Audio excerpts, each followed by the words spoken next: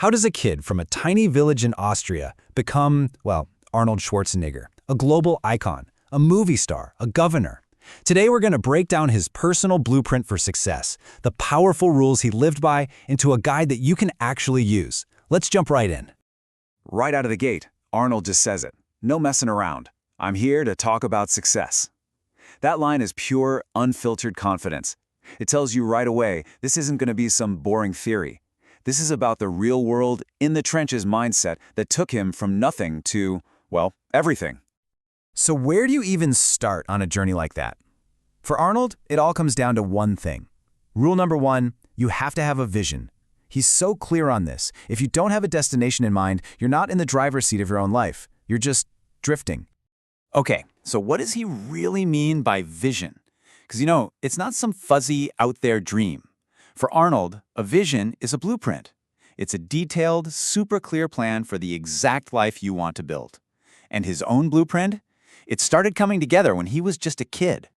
And this vision, it didn't just pop into his head one day. Nope, it was built bit by bit.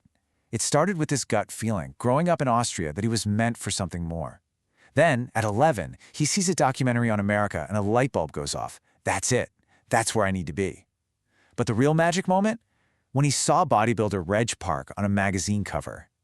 Suddenly all the pieces just clicked. The blueprint was finally complete. And that's the key, right? Having that goal wasn't some heavy weight on his shoulders. Actually, it was the opposite. It was this huge relief. It gave him an incredible sense of direction and purpose that, as he says, most people just don't have. And that clarity, that's the difference between driving and drifting. All right, so what happens if you don't have that vision? Well, it's not just about floating around aimlessly. The real consequence is this deep feeling of being unfulfilled, where life starts to feel less like a mission and more like just a long list of chores. And get this number, 74%. According to Arnold's source, that's how many people in America actually hate their jobs. It's a huge number, and he believes it's because they're drifting. They take whatever job comes along because they have to, not because it's a step towards some bigger goal. So work becomes a grind, not a passion. Now contrast that feeling, that 74%, with Arnold's mindset. People would look at him in the gym, training for 5-6 hours straight, and they'd ask, "Why are you always smiling?" His answer was simple, because I have a goal. Every single rep, every painful squat. It wasn't a chore, it was one more step toward making his vision a reality. And that felt amazing. Okay, so you've got your vision. That's step one. But what about all the people who are going to tell you you're crazy?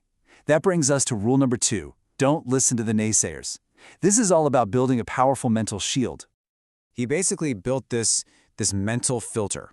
Anytime someone hit him with a no or that's impossible, his brain just flipped it. It can't be done became it can be done. No became yes.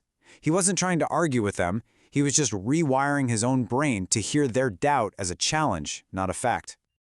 And he loves to bring up this quote from Nelson Mandela to drive the point home. It perfectly captures his whole attitude. If something had never been done before, great. That just meant he had a chance to be the very first one to do it. But here's where it gets really interesting. It's one thing to ignore the haters. It's another thing entirely to take what they're criticizing you for, your so-called weaknesses, and turn them into your greatest strengths. This is where Arnold was an absolute genius. Let's look at his body, for example. When he first tried to get into acting, every agent said the same thing. You're too big. It's a problem. It's a liability.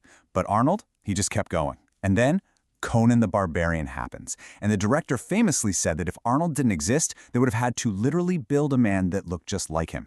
His biggest liability suddenly became his #1 asset. And would you believe it? The exact same thing happened with his accent. Everyone, and I mean everyone, told him it was a career killer. A huge liability, until The Terminator came along. Director James Cameron later said that the movie worked because he talked like a machine. Once again, what the naysayers called a weakness became his unique, unforgettable superpower. So, what's the big lesson from all this? Well, Arnold puts it pretty bluntly. He just didn't listen to the losers. He flat out refused to let people who lacked vision define what was possible for him. He trusted his blueprint. End of story. All right, so we've dug into Arnold's journey, his rules, his whole philosophy. Now it's time to bring it all back home. How do we actually use this stuff in our own lives? When you really boil it all down, it comes back to two simple, powerful rules. First, you've got to have that super clear vision, your blueprint. You have to know exactly where you're headed. And second, you have to build a wall around it. You got to filter out all that negativity that's going to try and tear it down. And that really leaves us with just one final question. The big one. The one that Arnold's entire life story is kind of pushing you to answer. What's your blueprint? Because once you figure that out, you can start building.